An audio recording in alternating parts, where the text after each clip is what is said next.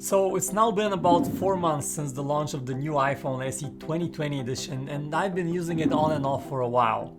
And now around the iOS 14 launch I got to use it again, and here's what strikes me about this tiny little phone that I still consider among the best budget phones you can buy in 2020, but with some footnotes.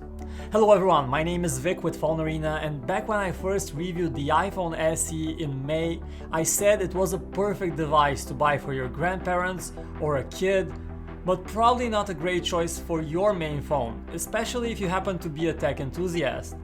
So now that I myself have been using it, I still find that to be mostly true, but there are also many things that I appreciate about it. So let's get started with this long-term review of Apple's cute and tiny SE.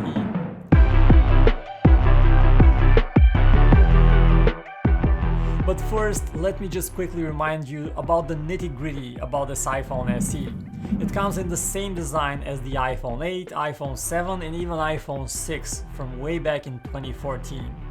Yes, that's a 6-year-old design.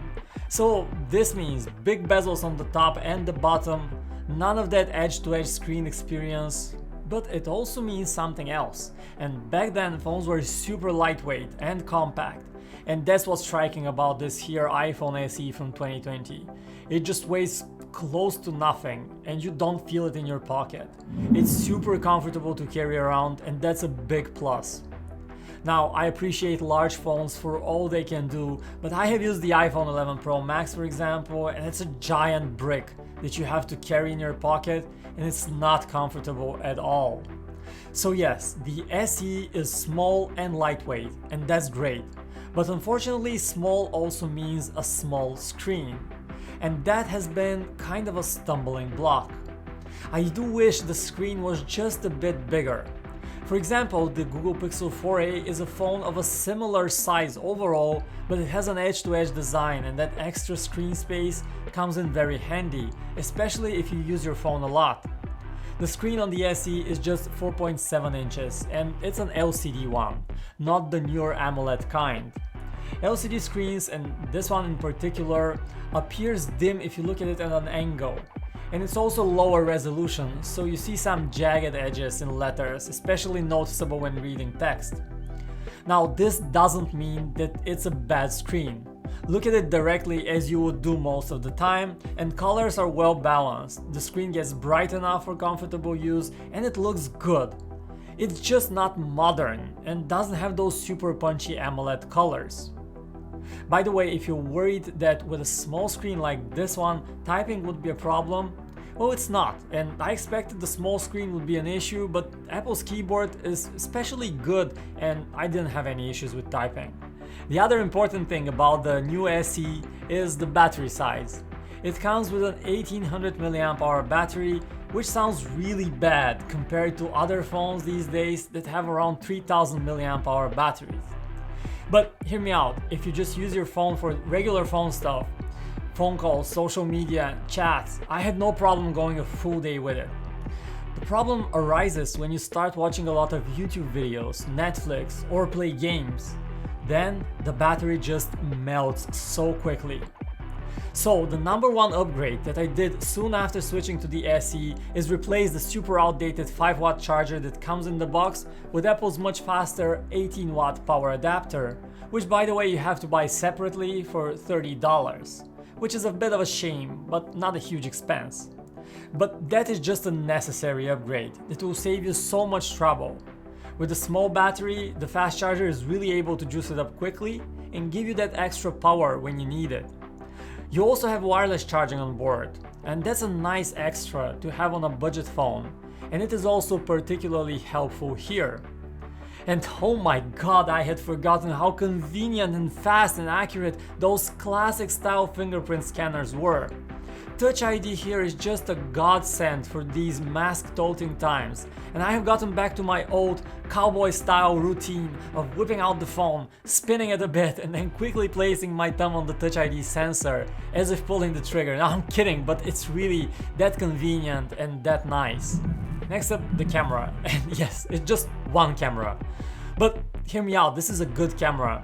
This is basically about as good as the main camera on a $1,000 iPhone 11 Pro phone. just without the night mode. However, it's a bit hard to appreciate how good it really is on that small screen, which just doesn't do photos justice. If you send the photos to a larger screen though, you see they are just excellent. They have nice colors, nice dynamic range, plenty of detail. Did I miss not having an ultra-wide camera and a zoom lens? And that's a tough one, but the short answer is not really all that much, at least for my personal use. I just don't often have to zoom on things.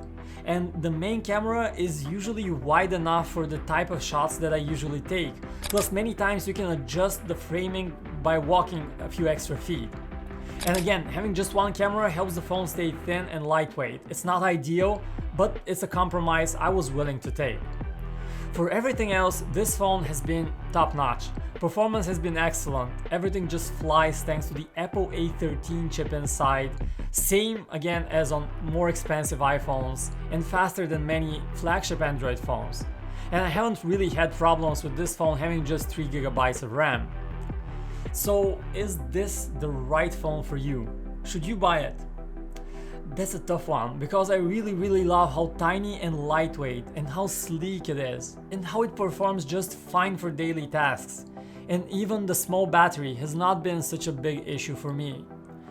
The big deterrent for me is just the screen size, which feels too cramped, and I just want a slightly larger screen to properly enjoy my social media, my photos, my videos. If there was a slightly larger screen size, I would not hesitate to recommend this phone in a flash. As it is though, it's definitely a bit too small for my use.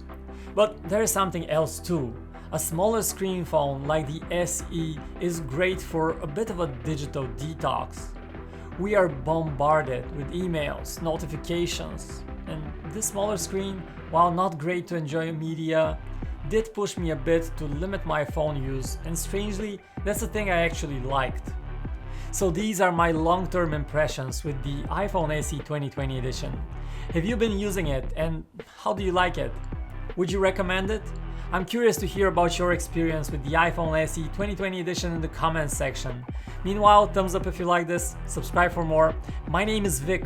We are PhoneArena here on YouTube, and on the web you can find us at PhoneArena.com. Thanks for watching, and I'll see ya in the next one.